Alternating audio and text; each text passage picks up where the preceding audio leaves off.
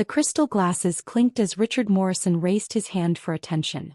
200 employees of Morrison Technologies fell silent, all eyes turning to their CEO, my father-in-law, as he prepared to make his annual holiday speech. I stood near the back of the ballroom, already knowing what was coming. After 5 years as chief financial officer, I'd learned to read the signs. The way Richard's secretary had been copying personnel files. The whispered meetings with the board. The way my wife Kate had been distant for weeks, avoiding my questions about work. As we celebrate another record year, Richard began, his voice carrying that artificial warmth he used for public speaking, we must also address some unfortunate business. His eyes found me in the crowd. It's my sad duty to announce that our CFO, James Chen, is leaving the company effective immediately. The room erupted in murmurs. I kept my face neutral even as I felt dozens of eyes turn my way. A routine audit has revealed concerning irregularities, Richard continued. While we complete our investigation, we feel it's best for all parties if Mr. Chen steps down. Security will escort him to clear out his office on Monday. My phone buzzed, a text from Kate. My father's right. Don't make a scene. 5 years of marriage, 15 years of friendship, and she couldn't even face me in person. But then Kate had always chosen her father's side in any conflict. I just never expected to be on the receiving end of their combined betrayal. If only they knew what I discovered 3 months ago. It had started with a discrepancy in the international wire transfers, tiny irregularities that most people would miss. But I'd built my career on attention to detail, on seeing patterns in the numbers that others overlooked. Small amounts always under reporting thresholds, flowing through a maze of shell companies. All leading to a series of accounts in Singapore held by offshore corporations that, when traced carefully enough, led right back to Richard Morrison. 15 years of systematic fraud, totaling over $300 million in embezzled funds. And now he was trying to set me up to take the fall. I lifted my glass in a mock toast, catching Richard's eye. His confident smile faltered slightly at my calm demeanor. He'd expected anger, protests, maybe even a scene. Instead, he got only a slight smile that seemed to make him deeply uncomfortable. James. A hand touched my arm. Linda Martinez, our head of compliance, stood beside me. Her eyes held a mixture of concern and something else. Knowledge. Not here, I said quietly. Meet me at the usual place in an hour. She nodded almost imperceptibly and drifted away. Linda had been my ally in this investigation from the start, ever since I'd first noticed the suspicious patterns. As head of compliance, she'd helped me document everything while maintaining perfect deniability. I made my way toward the exit, accepting condolences from confused colleagues with quiet dignity. Near the door, I passed Kate standing with her father. She wouldn't meet my eyes. Nothing to say, James? Richard called after me, unable to resist one more jab. I turned slowly. Actually, yes. You might want to enjoy that champagne, Richard. I have a feeling it's the last celebration you'll be having for quite a while. His face reddened. Is that a threat? Just an observation, I replied mildly. Numbers don't lie, Richard. Even when people do. I left him puzzling over those words, knowing they'd keep him up all night. Good. Let him wonder exactly what I knew. An hour later, I sat in a quiet booth at O'Malley's bar with Linda and another guest, FBI Special Agent Sarah Cooper. Everything's ready for Monday, Sarah said, sliding a file across the table. The warrant came through this afternoon. We'll hit all 3 offices simultaneously. I reviewed the documents, noting how much evidence they'd assembled beyond what I'd initially discovered. He's been doing this for 15 years? Sarah nodded. The Singapore accounts were just the start. We've uncovered similar operations in the Cayman Islands and Luxembourg. Your father-in-law has been running quite an operation. Ex-father-in-law soon enough, I corrected, thinking of Kate's text. Though I suppose I should thank him. If he hadn't been so eager to get rid of me, I might never have looked closely enough at those transfers. Linda sipped her whiskey. What I don't understand is why now. The company's more profitable than ever. Why risk exposing everything just to frame you? Because of the merger, I explained. Morrison Tech is about to acquire Valley Systems. During due diligence, external auditors would have found his backdoor. He needed a scapegoat before that happened. And you were the perfect target, Sarah added. The outsider who married the boss's daughter. Everyone would believe you were just trying to get rich quick. I thought about the day Richard had offered me the CFO position. I'd been dating Kate for 10 years at that point, working my way up through other companies. The offer had seemed like a dream, a chance to join the family business, to finally earn Richard's respect. What about Kate? Linda asked softly. Do you think she knows? No. Of this, at least I was certain. Kate's brilliant at marketing, but she never looked too closely at the financial side. She trusted her father completely. I smiled sadly. Still does, apparently. My phone buzzed again. Another text from Kate. Dad's furious about what you said. What did you mean about the numbers? I showed it to Sarah. Should I respond? She shook her head. Radio silence until Monday. We don't want to risk tipping him off. I thought about the morning 3 months ago when I'd first spotted the irregularities. I'd almost gone straight to Richard thinking it must be a mistake.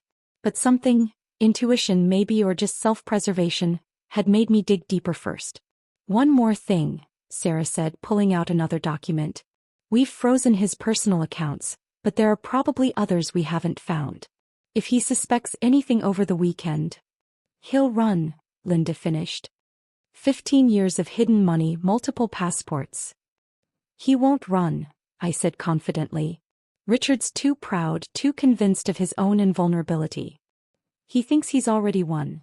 The loyal daughter by his side, the troublesome son-in-law disposed of, all loose ends tied up neat and clean. I looked at the evidence spread across the table, 15 years of fraud documented in meticulous detail.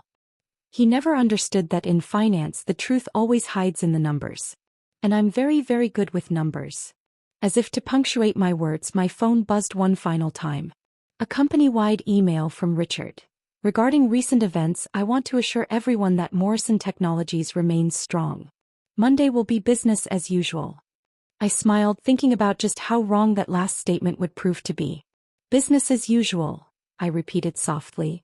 Until it isn't. Linda raised her glass. To Monday then. To Monday, Sarah and I echoed, though I wasn't celebrating. Despite everything, I took no joy in what was coming. But sometimes doing the right thing means being willing to burn every bridge behind you. I looked at my wedding ring, thinking about Kate's silence at the party. About 15 years of friendship and 5 years of marriage, all sacrificed to her father's greed and pride. Monday would change everything. I just hoped we were all ready for what those changes would bring. I watched Monday morning unfold through the FBI's surveillance feed, set up in a command center 2 blocks from Morrison Technologies headquarters. Multiple screens showed different angles of the building, including Richard's corner office on the top floor. Target is on site, Sarah reported, watching Richard stride through the lobby at precisely 7:30 a.m. Always punctual, always in control. All teams in position. I checked my watch. In 15 minutes, Richard would begin his Monday executive meeting, where he planned to officially announce my termination and install his nephew as interim CFO. Everyone would be gathered in one place, making the FBI's job easier. Multiple vehicles approaching, someone called out. On the screens, we watched black SUVs converge on the building from different directions. Execute, Sarah commanded into her radio. The next few minutes were organized chaos. FBI agents swarmed the building while local police secured the perimeter. Employee badges were immediately deactivated, trapping everyone inside while agents moved floor by floor. Through it all, I watched Richard's office. He stood at his window watching the FBI vehicles arrive. Even from this distance, I could read his body language. The moment of confusion followed by dawning realization followed by panic. He's moving, an agent reported. Target is accessing his computer. All units converge on the executive floor, Sarah ordered. Do not let him delete any files. But Richard wasn't trying to delete files. Instead, he pulled up a messaging system I'd never seen before and typed rapidly. Sending instructions to his overseas accounts, no doubt. Too late, Richard, I murmured. Those accounts were frozen days ago. The door to his office burst open. Agents poured in, weapons drawn. Richard raised his hands slowly, his face a mask of cold fury. Richard Morrison, Sarah's voice came through clearly as she entered the office. You're under arrest for fraud, embezzlement, money laundering, and tax evasion. As they let him out in handcuffs, The other screens showed similar scenes playing out across the building. Teams of forensic accountants were already setting up in the conference rooms, armed with the evidence I'd helped compile. James. Linda appeared beside me, her face grim. Kate just arrived. I switched to the lobby feed. My wife stood just inside the entrance, watching in shock as FBI agents escorted her father through the lobby in handcuffs. When Richard saw her, he called out something, but the audio was too faint to catch. Should I go down there? I asked, half to myself. Sarah touched my shoulder. Give her time. This is a lot to process. The next few hours were a blur of activity. The FBI interviewed executives, seized computers, and secured documents. The company's stock was temporarily suspended from trading. News vans gathered outside, reporting on the dramatic downfall of one of the city's most prominent business leaders. Around noon, my phone rang, Kate's number. After 3 months of planning this moment, I wasn't prepared for how much her call would affect me. Is it true? She asked without preamble. Everything they're saying about Dad? Yes, I replied simply. I discovered it 3 months ago. That's why he was trying to frame me. Silence stretched between us. Why didn't you tell me? Would you have believed me over him? Her sharp intake of breath told me I'd hit home. I thought, when Dad said you were stealing, you believed him without question, I finished. Just like you always have. James, I'm so sorry. Her voice cracked. I should have. Ms. Morrison? I heard someone interrupt in the background. The FBI needs to speak with you now. I have to go, Kate said quickly. But James, can we talk later? I ended the call without answering. 15 years of friendship, 5 years of marriage, and she hadn't even asked for my side of the story before standing with her father. By evening, the full scope of Richard's crimes was becoming clear. Over $300 million embezzled through a complex network of offshore accounts. Dozens of shell companies. Multiple passports and hidden properties around the world. The board's called an emergency meeting, Linda reported. They want you there. I found the board members in the main conference room looking shell-shocked. Many had been Richard's friends for decades. Mr. Chen, the chairman began, in light of today's events, we owe you an apology. And, we'd like to offer you the position of CO. I looked around the room, remembering all the times I'd sat here while these same people nodded along with Richard's decisions. None had questioned him when he announced my termination.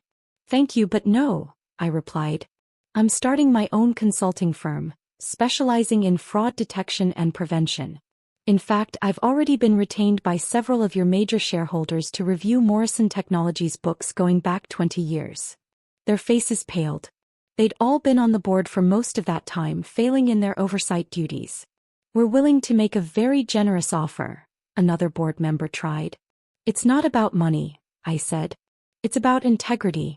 Something this company lost long before I got here. As I left the building that night, I passed my old office. Security had finished examining it, leaving behind the box of personal items I'd planned to collect before Richard's announcement changed everything.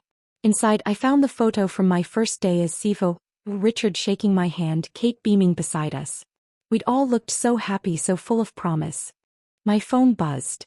A text from Kate. I'm at home. Please come talk to me. Home. The word felt hollow now. But I went anyway one last time. I found her sitting in our darkened living room, surrounded by financial documents, printouts of everything the FBI had seized, which she'd obviously been studying for hours. I didn't know, she said as I entered. All these years I never knew. You didn't want to know, I corrected gently. Your father was your hero. It was easier to believe I was guilty than to question him. Can you ever forgive me? I sat down across from her. Kate, your father didn't just steal money.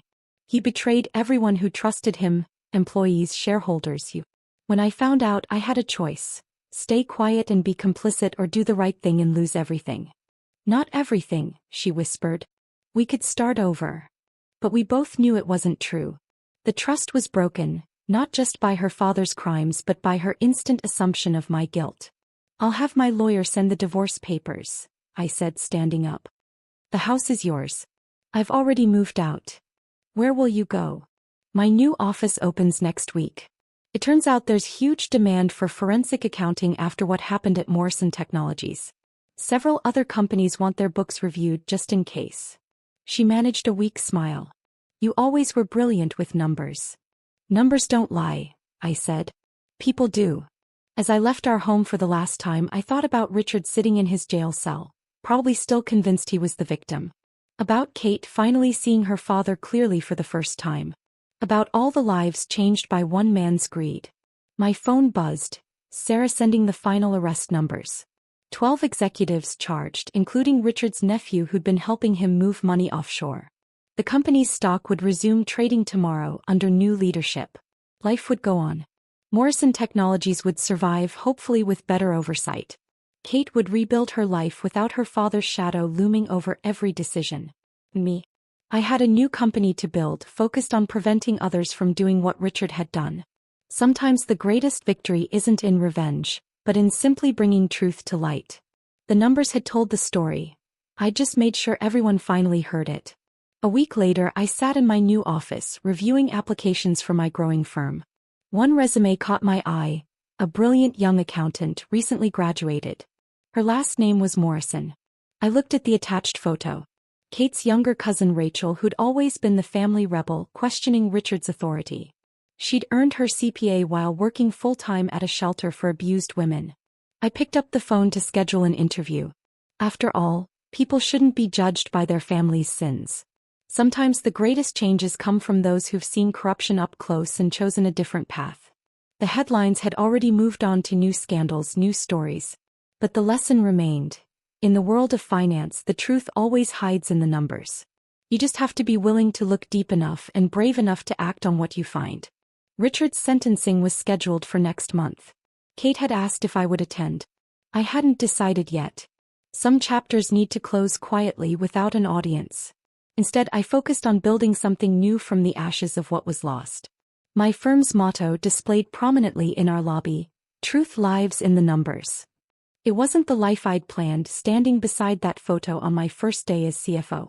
But sometimes the greatest opportunities come disguised as betrayals, and the truest strength lies in being willing to stand alone for what's right.